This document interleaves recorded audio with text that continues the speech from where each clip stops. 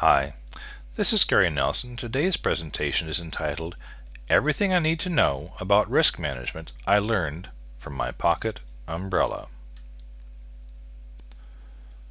January 6, 1991.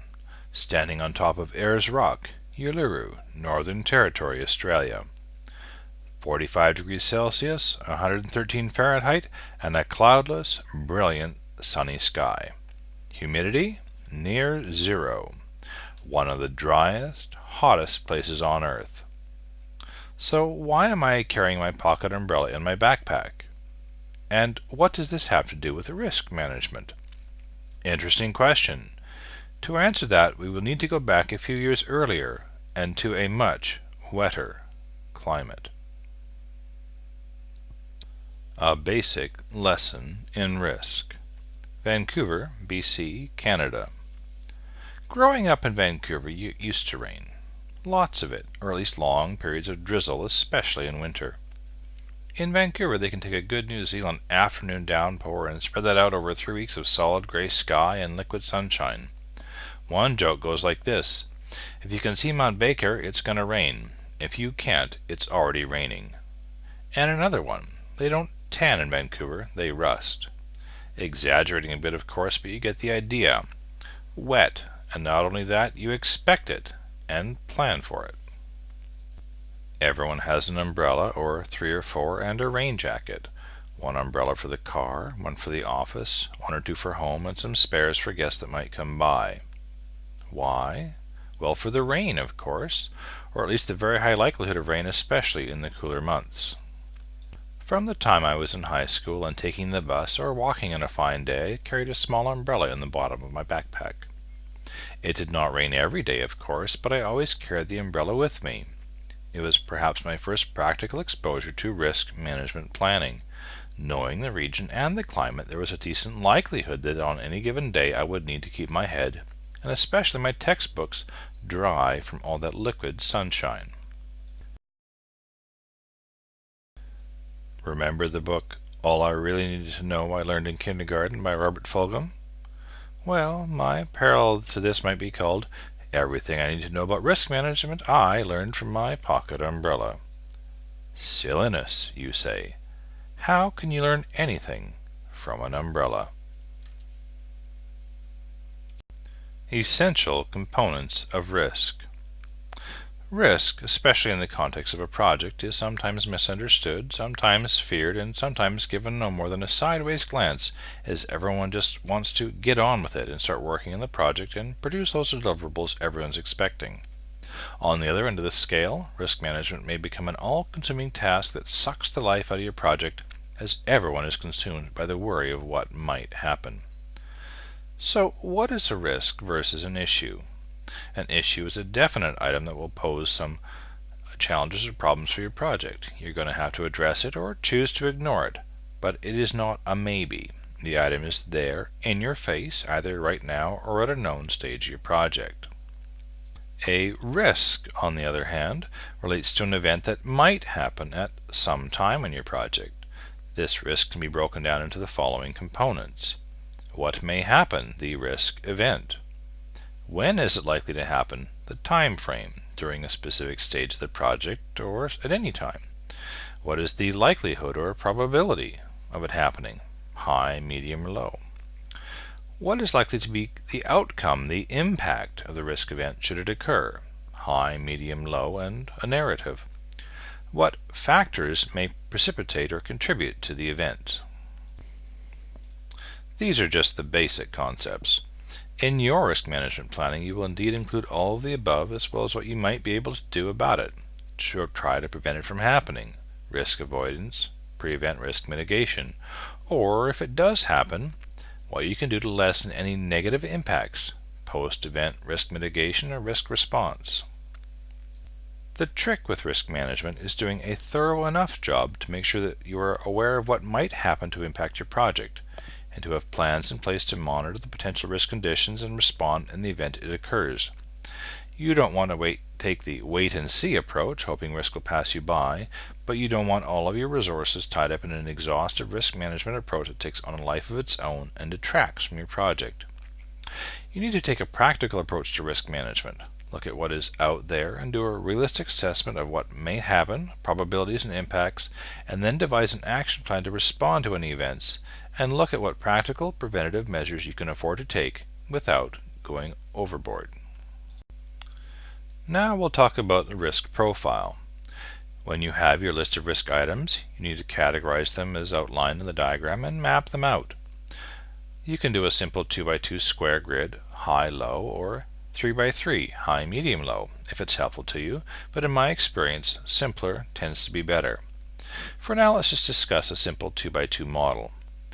In this model, we want to pay particular attention and concentrate most of our efforts on the high-impact, high-probability quadrant items.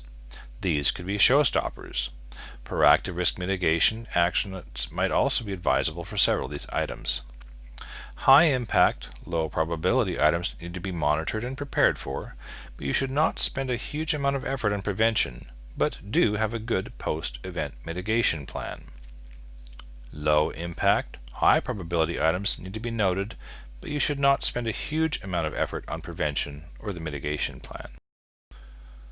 Low-impact, low-probability items can in many cases be simply noted and little time should be spent on them. Don't lose track of them though. It might be that their profile will change if conditions on the project change. Pre- and post-event mitigation. When you develop your risk management plan, you will likely come up with a what to do if it happens set of plans. Post-event mitigation. Write them down and keep them in a drawer somewhere just in case you might need them later. Update as necessary. However, the proactive pre-event mitigation side of risk management includes taking preventative measures on an active or a semi-active basis. For example, if there is a risk you might be attacked while staying in a war-torn foreign country, it might be wise to actively station armed security outside your complex. Of course, the best pre-event risk mitigation strategy is simply not to go in that country in the first place, but if you're already there, you might as well take some action. But in our example, fortunately, all we have to worry about is rain, specifically preventing it from soaking your bag or briefcase. Preventative risk mitigation. If we took a fully active approach, you might walk around all the time with an umbrella open over your head. Aside from the lack of vitamin D from sunlight, you'd look pretty silly after a while and people will begin to talk about your odd behavior. So a semi-active approach might be a bit better. In this scenario, would be prepared for rain, or at least a rain of average volume. So let's just take an umbrella with us all the time. If you only take an umbrella when you know it will very, very likely rain, for example, when the weatherman warned you this morning it's going to rain, that's just being prudent. No bonus points for you. But which umbrella to choose? Also known as effort. Those big golf umbrellas will provide great coverage, but they're bulky. And just like the guy walking with the open umbrella on a sunny day, walking around with one of those all the time will get people talking. Not ideal. Plus, you're quite likely to poke someone with it on the bus. I prefer a more pragmatic, semi-active approach. Be prepared, but not necessarily for a monsoon. Prepare for a typical or middle-of-the-range event, in this case a typical Vancouver rain. So I packed a pocket umbrella in my bag. Not the tiny ones, the ones about a foot long or 33 centimeters when closed. Suitable for most conditions, but small enough and light enough to carry everywhere and not be too visible. People will commend you when you bring it out in the rain, but not look at you oddly in sunny days because they simply can't see it. And most of the time, as a pre-event risk mitigation plan, it was sufficient. Until last year, that is. One thing to remember, risk profiles can and do change. When you change the environment, you change the risk. As with everything in your project, things change over time, and sometimes your risk profile can change. You need to be aware of the changing conditions and reassess your risks based on new data. You just might need to update your mitigation planning post-event and pre-event. Sometimes what worked before simply won't be enough. August 30, 2011, Annapolis, Maryland, USA. 7:45 a.m. I am due to start the training class at 8 a.m. But I'm waiting in my car, outside in the parking lot, along with dozens of other people in their cars, waiting. Because it isn't raining, it is drowning outside. Heavy rain bombs hitting the window, and over half an inch of water pooled everywhere in the flooded parking lot, and much deeper in many places. I have my pocket umbrella.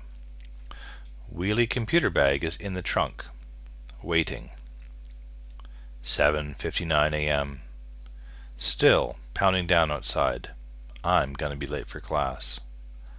Risk assessment. I have my umbrella. If I grab the bag and pull it, running fast, I might be okay. 30 seconds to the front door, give or take. How bad could it be? 8 a.m. Inside the building, absolutely soaked, except for my head. 8:01. In the classroom, opening my computer bag. Everything is wet. 8:02. My laptop will not turn on. 8:02 and 1 second. Risk event, computer will not turn on. Oh dear, I definitely did not make the right call on that one. 8:04 a.m. Risk mitigation, post-event.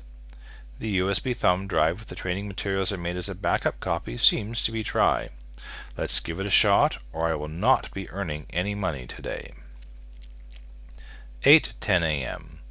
Class starts, up and running with a borrowed laptop and my USB stick, while I completely empty my bag and disassemble the components of my laptop to try and dry them out with the hot air from the LCD projector.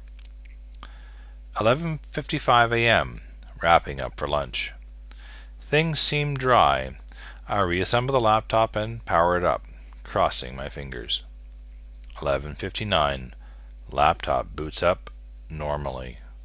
Lucky, very lucky I did not have to buy a new laptop that day. Lesson number 1.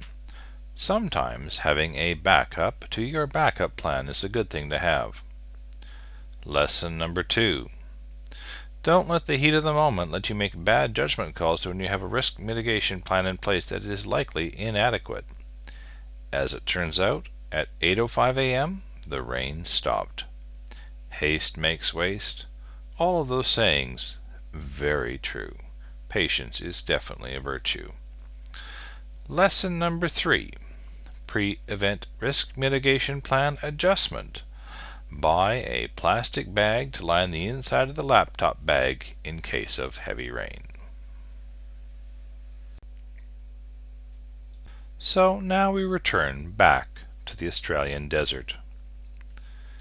Down from Ayers Rock, Uluru, back into the Land Cruiser, and on the way back up to Alice Springs. Still very hot and dry. No cloud at all. Feeling just a little bit foolish about dragging that little pocket umbrella into the middle of the arid Australian desert. But then, I couldn't exactly leave it anywhere either, so here it is with me in the bottom of my bag. January 10, 1991. Took the train from Alice Springs towards Canberra, stopped in Broken Hill, New South Wales. 44 degrees Celsius, 111 Fahrenheit. Dry. Hot. Note, this is the home of the Silverton Pub, the pub in the original Mad Max movie. If you go there, take the challenge, and you'll get a free beer. Really, I did.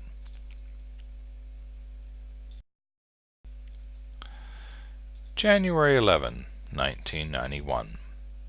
Broken Hill, New South Wales, Australia. One of the few rainstorms per year hits the town, dumping several inches of rain in the afternoon. Guess who has an umbrella? Ironically, as there is so little rain, there are no storm drains in Broken Hill. They just have the street curbs and some walkways they put out from the curb to the middle of the street so people can walk over the water until it flows back out onto the desert. However, as the rain was quite heavy, the little bridges only went halfway through the flowing water. So, umbrella held high and barefoot I went, walking down the street holding my shoes in my hand. You can't plan for everything. Summary. Risk management is a matter of awareness and balance, and making sure to update your risk profiles as time goes by. Some risks disappear, new ones may be added, and some may change. I've continued the habit of carrying a pocket umbrella in my bag, or I did until my teenage son needed it more than I did this year. Now that it's his turn for taking the bus to high school. Time to buy another umbrella. Good luck with your projects, and try to stay dry. If you would like to read any of my other project management articles, feel free to visit Gaz's Corner blog at www.gazscorner.com or listen to the podcast at podcast.gazscorner.com, which is also available on iTunes. You can also visit Gaz's Guide website for information on my latest project management books. I'm also excited to announce the launch of the Project Kids Adventure series designed for middle school children ages 8 to 11. The series starts with the Ultimate Treehouse Project, where 10-year-old best friends Ben, James, Tim, and Tom find the perfect tree in the forest near their school and begin to build their ultimate treehouse. Things start with a bang and get even worse when Ben's sister Amanda discovers them working on their secret treehouse. Next thing they know, the girls are building their own, in the same tree, and it looks even better than the boys. How are they doing it? What is their secret weapon? Just when it seems the boys may be getting ahead of the girls, the accident happens and everything changes. The boys find themselves forced to team up with the girls, as if that would ever work. This book introduces basic project management concepts to children through an entertaining, funny story and simple lessons taught to one of the children by her father, who is, of course, a project manager. She applies what she's learned, and suddenly the girls are leaping ahead of the boys, who had just started building without a plan. Come join this unlikely band of treehouse builders, 4 girls, 4 boys, as they end up working together to try and complete the ultimate treehouse project. The Ultimate Treehouse Project is designed for use as a classroom resource, independent reading, or even as a fun bedtime story. The adventure continues later in 2013 with the scariest haunted house project ever. You can find more information about the Project Kids Adventure series, including resources for parents, teachers, and fun stuff for kids on www.projectkidsadventures.com.